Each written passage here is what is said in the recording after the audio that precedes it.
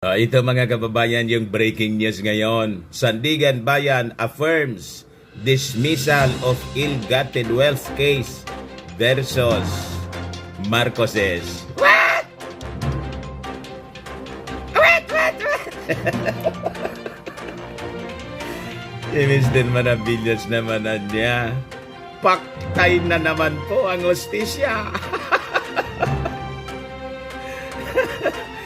Magsisirko-sirko nito yung mga kakampi na dilawan. The Sandigan Bayan affirmed its decision to dismiss a government lawsuit seeking to recover the Corimao Beach House and several other properties from the Marcos family. Sigurado mga kababayan na parang binabayo ang pakiramdam ng mga kakampon. Tingnan mo anya, kasi anya nakabalik sa poder, ibinalik ng mga tao yung mga Marcoses. Yan tuloy anya What? Wala man po ang kinalaman dito yung pag-upo bilang Pangulo ni President Bongbong Marcos. Ito mga kaso dito, ang tagal-tagal na. At kahit wala pa, hindi pa nakakabalik sa posisyon, yung mga Marcoses po, isa-isa po na nalalagas yung mga kaso. Ano yung rason? Walang sapat na ebidensya. What? Patunay mga kababayan na gawa-gawa lang, imbento, tahi-tahi yung mga kaso na isinampa ng mga dilawan dito sa pamilya Marcos. Yun ang malinaw mga kababayan na katotohanan. Sabi rito, in a 12-page resolution dated July 22, plastic pa lang pala the Sandigan Bayan 4th Division, pero ngayon pa lang po pinalabas yung balita. The Sandigan Bayan 4th Division denied the motion for reconsideration filed by the Presidential Commission on Good Government to reverse its December 16, 2019 ruling that dismisses its bid for reversion, reconveyance, restitution, accounting of supposed ill-gotten wealth of the Marcoses, allegedly amounting to 200 billion, as well as damages. Sampal ito mga kababayan sa pagmumuka ng Presidential Commission on Good Government. Sabi ko sa inyo, based sa expose ng isang journalist noon, as revealed to him by one reliable source. Kalimutan ko lang yung pangalan Matagal na to na ini-expose niya. Yung PCGG po, mga kababayan, binuo ng Coricong government as a tool, mga kababayan, na mga kabalot, the oligarchs, para agawin po yung kayamanan mismo ng mga Marcoses at i-label yun as ill-gotten, para mga kababayan ma-justify yung kanilang pagkamkam. Yun yung revelation po noon. Matagal na. Kaya nga mga kababayan, kailangan na siguro na yung PCGG ay i-abolish, isama na pong i-abolish. Ito, yung mga kwampo nila, ito ang patunay na yung mga kaso nila, mga kababayan, na i-final against the Marcoses, wala man pong malakas na ebidensya ito. You see? Pero siyempre, iba na naman po yung narrative ng mga kakampon. Kasi nakabalik na sa posisyon yung mga Marcoses. Tingnan ninyo nangyayari. Nawalaan niya yung hostisya kasi nakabalik sa poder. Kaya dapat never again. Yun ang magiging script nila. So sabi rito mga kababayan sa kwento, before December 16, 2019 ruling, the Sandigan Bayan ordered the PCGG to submit its report on the status of the properties that it is trying to recover from the Marcoses. Kita ninyo? Gusto nilang i-recover. Ano ang i-recover ninyo? Hindi man yan ninakaw na mga Marcoses. Hindi ninyo napatunayan. You see? Wala kayong sapat na ebidensya na nagpapatunay na acquire yung property galing sa nakaw. After ilang taon kayo? Bilangin ninyo, more than 3 decades mga kababayan sila haros ng kakahabol.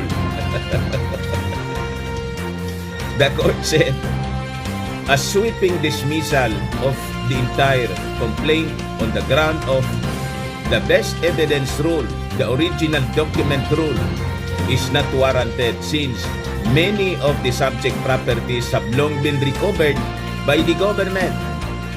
Based on the compliance report submitted by the PCGG, the Sandigan Bayan noted that many of the properties subject to the present case have already been recovered or transferred to the third person, not a party to the case.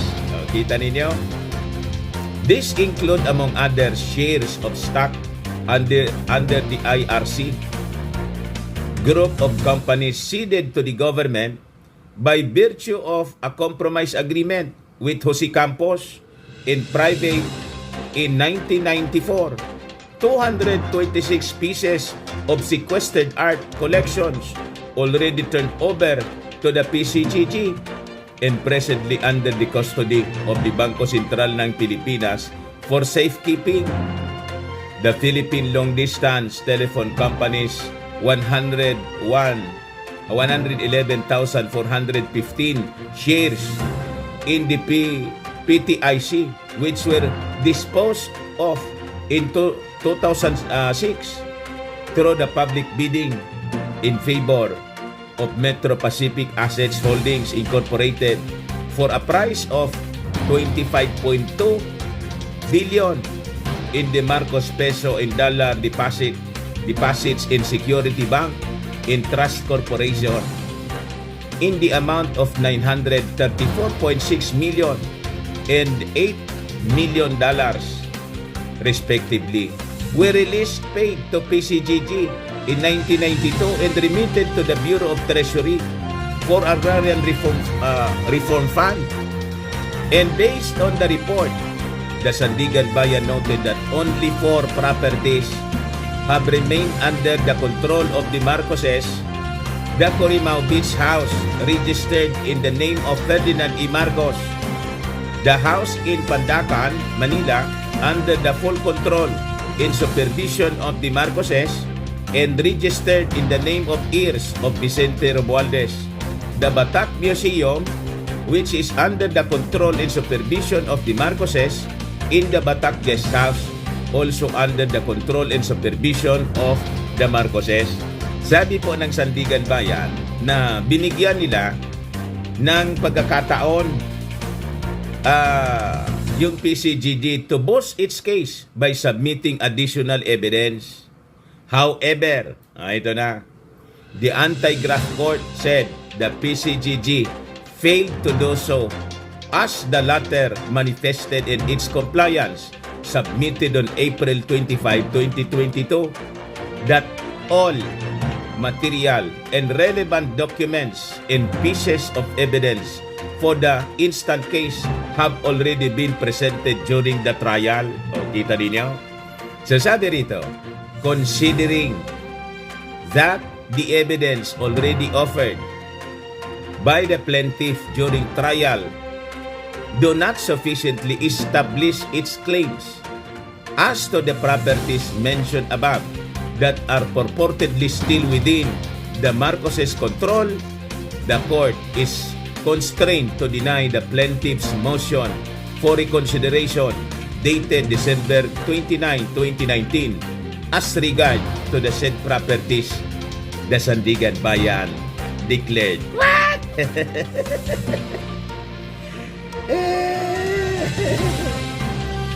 Ano mga kakampon? Talo na naman kayo. Sasabihin ninyo, expected na niya. Kasi nasa posisyon sila.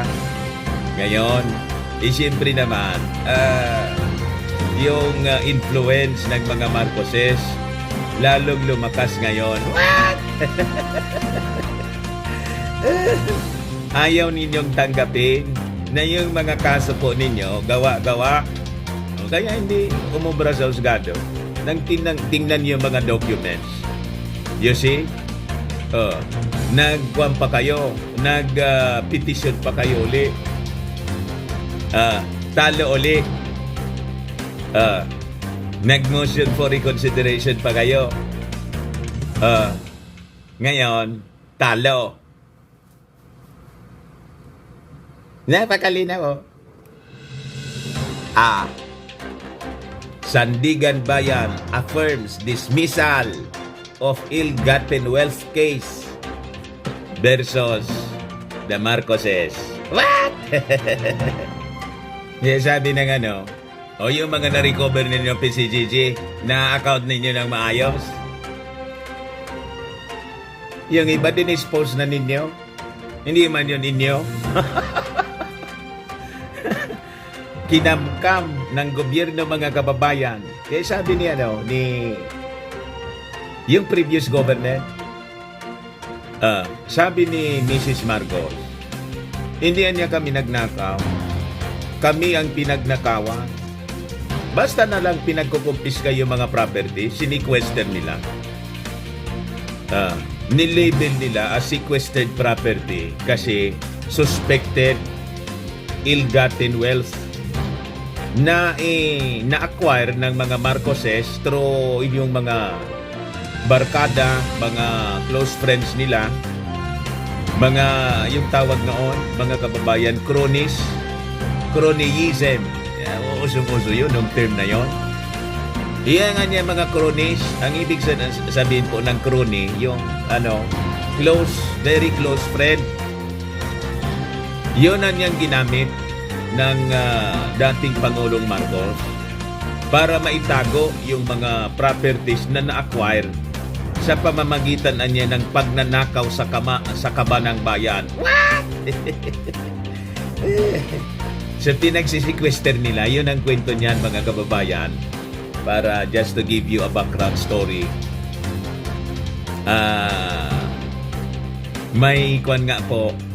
May isang property nga po ng isang sinasabing crony. Doon sa amin, crony ni Marcos, broadcast station po. Sinequester din po. Yung isa, yung kay Danding Kuwango. Tapos, nawala na lang yung sequestration. Doon ako dati nagtatrabaho, nagsimula as reporter po. Bigla na lang dumating mga kababayan yung kasi si Danding po considered as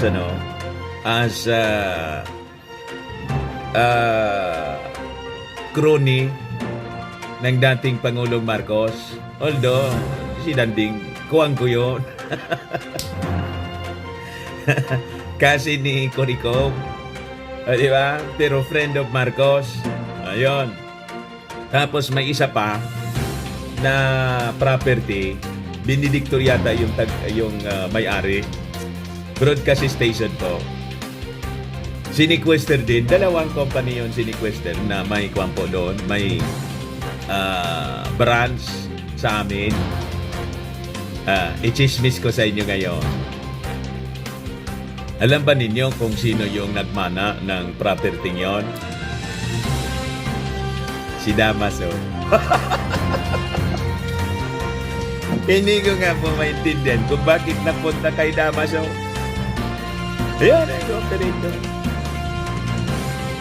Until today. Bigla na lang tinake over yung tinake over yung property sa isang subdivision mga kababayan. Doon sa amin. What? Paano nangyari yun? Wala na akong balita kung ano yung progress. Basta't nagtanong-tanong ako, sabi ko, sino na yung may-ari? Ito na ba yan? Kasi sila niya yung binigyan ng poder na ang tawag doon, kung sa in charge para sa sa tagapamahala meantime na hindi pa nare-resolve yung kaso. Ayun. Sila na yata, mga kababayan, yung nag-dispose noon. Kasi right now, lumipat na yung nag-establish din po ng istasyon.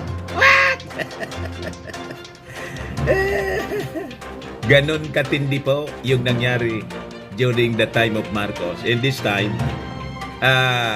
unti-unti na pong nabibilag ang katotohanan. Siyempre, bleeding hearts yung mga